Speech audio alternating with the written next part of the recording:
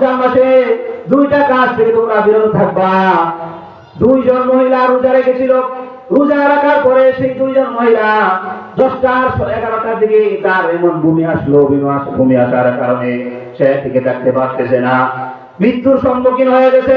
সাহাবীদের কাছে যখন সাহাবীরা নবীকে খবর পাঠালেন, নবী গো, অমুক দুইজন মহিলা এমন অবস্থা হয়ে গেছে, তারা অস্থির হয়ে গেছে, বমি ভাব হচ্ছে।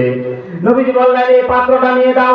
এই পাত্রের মধ্যে ওই দুই মহিলাকে বলবা বমি করার জন্য। দুইজন মহিলাকে পাত্র দেওয়ার পরে তারা বমি করলো।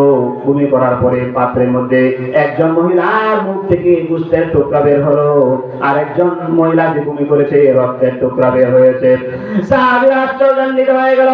নবীজিকে জিজ্ঞাসা করলেন, ইয়া রাসূলুল্লাহ, ইয়া হাবিবাল্লাহ, নবী গো, আমরা বুঝতে পারলাম না এই মহিলার গলা থেকে কেন বমি করলো, গোশতের টুকরা কেন বের হলো। নবীজি বললেন, সেই মহিলা যখন সেহরি খেয়েছিল, হারাম খাদ্য খেয়েছিল, হারাম গোশত খেয়েছিল। সাহাবীরা বললেন, এটা আবার কিভাবে বুঝতে পারলাম না।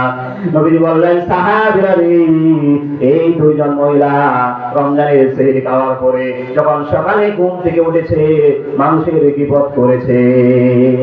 তার নিজের বাড়ি ছেড়ে অন্য বাড়িতে যায় পুরুষ নারী পুরুষের গীবত করেছে, আলেম ওলামাদের গীবত করেছে, দ্বীন ধর্ম ইসলাম সম্পর্কে অনার্থক কথাবার্তা বলেছে। অর্থাৎ গীবত করার কারণে সে মরা ভাইয়ের গোশত খেয়েছে, এই জন্য তার রোজার কষ্ট হয়েছে। মুহাদ্দিসিনে কেরাম এই কথার ব্যাখ্যার মধ্যে লিখেছেন, যারা রোজা রাখবে যদি কোনো গীবত করে তাহলে তাদের রোজার কষ্ট হবে, আর যদি গীবত না করে তাহলে তাদের কষ্ট হবে না।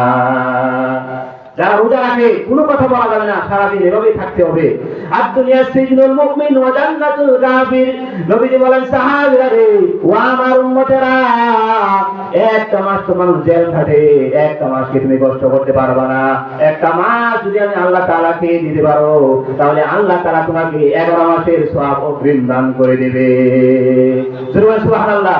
আল্লাহ তাআলা বলেন সূরা আল ইমরান 133 নম্বর আয়াতে আল্লাহ বলেন, ওয়াসারিউ ইলা মাগফিরাতিন মির রাব্বিকুম ওয়া জান্নাতিন আরদুহাস সামাওয়াতু ওয়াল আরদ উইদ্দাত লিল মুত্তাকিন।